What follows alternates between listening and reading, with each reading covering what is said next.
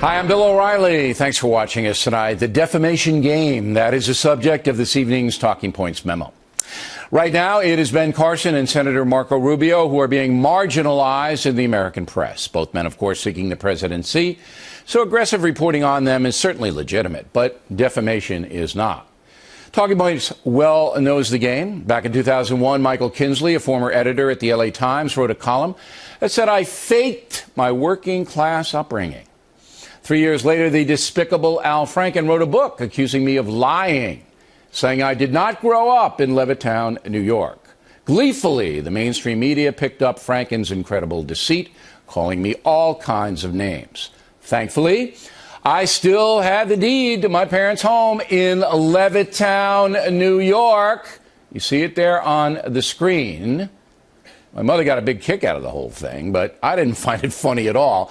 And of course, there was never any apologies. That's because Franken and Kinsley and their co-conspirators were trying to destroy my reputation because the Factor was becoming very successful. Same thing happened earlier this year. Far-left rag printed that I had exaggerated my reporting over the years. Again, I presented the evidence. The Factor's ratings actually went up. Now, Dr. Ben Carson and Marco Rubio are experiencing the same thing. Let's take Senator Rubio first. There's no question that he has had financial problems in the past. He is the father of 2 boys and 2 girls who have been educated in private schools that cost money. Mr. Rubio, while a member of the Florida House, used a Republican Party credit card to pay some bills. About $22,000 of personal expenses were charged to that card. Senator says he paid the amount with his own money. He reimbursed the card.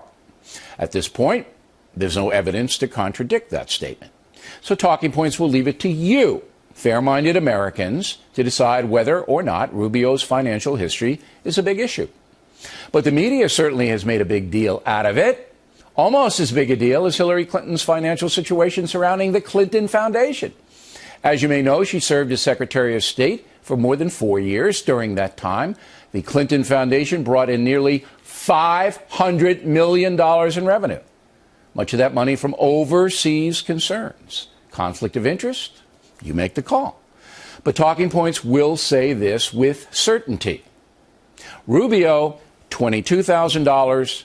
Hillary Clinton, $500 million. Now on to Ben Carson.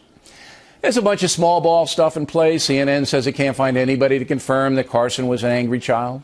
Yet in a 1997 Parade magazine article, the doctor's mother confirmed an attempted stabbing incident by him. Wall Street Journal says it can't corroborate the doctor's claims that he protected white students during a school fracas. Finally, the Journal says Carson's explanation of a psychology exam at Yale doesn't exactly stack up, but the Carson campaign has produced an article by the Yale student newspaper that gives Dr. Carson some cover. Okay, fine. But is this really important? Remember a couple of weeks ago, Hillary Clinton testified in front of a House committee that she gave separate explanations of the Benghazi terror attack that killed 4 Americans. Remember that? Privately, Mrs. Clinton told people it was an organized terrorist action. Publicly, she went along with President Obama and blamed it on a videotape. So Dr. Carson's on the defensive about a number of tiny things in his life, while Mrs. Clinton largely got a pass on the entire Benghazi situation by the press. Does that make any sense to anyone? Now, some of you might accuse me of being partisan. That is false. If Dr. Carson is proved to be a deceiver, I will say that. If Marco Rubio used GOP money to pay private bills, I will report that. No problem. But it is now an industry in America to try to defame individuals with whom you disagree. George Will tried to pull that stunt on Friday. We confronted him. We'll have your reaction in our mail segment a bit later on. On the Dr. Carson front, we'll give you some reaction from fair people. First, columnist Kimberly Strassel, who writes for the Wall Street Journal. There's a difference between vetting and vendetta. And I think that a lot of times when it comes to the press and they are looking at conservative candidates, they get this treatment that just nobody else gets. And it's...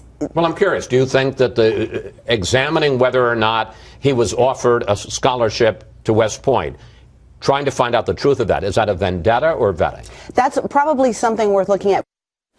And we have looked at it. The West Point thing is simply a matter of imprecise language.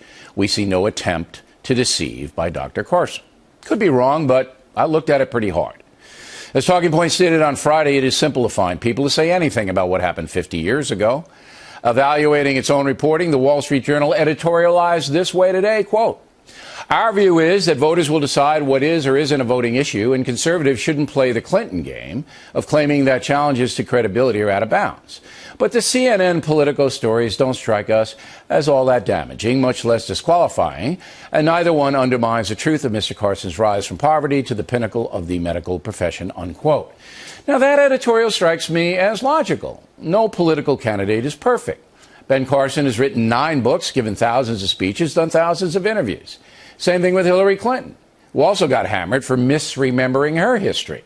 You may remember, she told the world she was under sniper fire in Bosnia. That turned out to be false. Yet Mrs. Clinton will secure the Democratic nomination for the presidency because voters know not everybody's perfect and enough far-left-leaning Americans like her so that she'll be the nominee. One final thing, you may remember that President Obama birth certificate controversy. Some Americans claim without any evidence at all that the president was not born in the USA. We investigated. The Factor investigated. And here's what we said 4.5 years ago. The state of Hawaii has once again said Mr. Obama's birth certificate is on file. A certificate of live birth has been released. Factor investigation also showed Mr. Obama was born in a Honolulu hospital, and we stand by our reporting. So once again, Talking Points does not analyze from a partisan point of view. We're in the truth business here. And the truth is that Barack Obama was born in Honolulu. His father abandoned the family. His mother, kind of a hippie, then took the young boy to Indonesia. Barack returned to Hawaii, was raised primarily by his grandparents, and rose up to become president of the United States. He's not a Muslim. He's not a Manchurian candidate. He's simply a politician. While we have been very critical of Mr. Obama's tenure in office, and we believe the country has been weakened by it, we do not play foolish games here. And we suggest to the left-wing press that it follow our example. And that's a memo.